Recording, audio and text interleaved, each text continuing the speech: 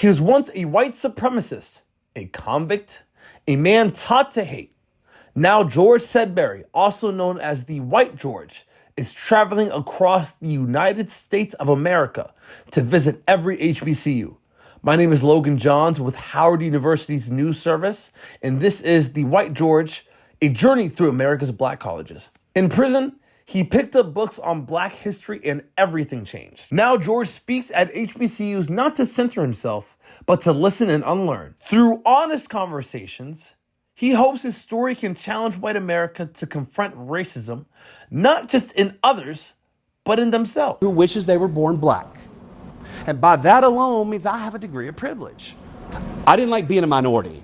And in prison, I was a minority. And I didn't like being judged for the color of my skin. I did not like the fact that people held something against me because I was white. And I'm like, what have I ever done to you? I didn't like that feeling, to be honest with you. And I began to understand for the briefest of moments what it's like to be a minority. And it sucked. Finally, I asked George the God-forsaken question. Before we went to Morgan State and before any of this happened, I asked him, what was his favorite HBCU that he has ever visited? And he responded with, you really can't pick overall. I mean, Bennett College for Women and Cheney are both so incredibly gorgeous and historic. Right. It's not even funny.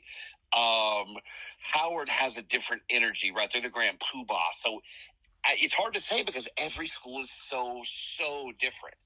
You know, and Morehouse sits on the highest point in Atlanta, and they put the school, their main hall there so they could see attackers or their enemies because they were always on guard, you know, against white people coming after them. Right. So I don't know. It's really hard to say. Like Alabama State, the man who founded, he was sold with his mother on the land that was the campus, and that he came back and started the school, and there's a place on the campus where that happened. And the slave owners would come stay in this hotel before the auction. Wow.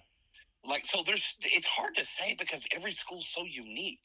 George Sudbury isn't looking for redemption. He's demanding responsibility from himself and from a country still reckoning within its past. This is Howard University News Service. This is Logan Johns. Thank you for listening.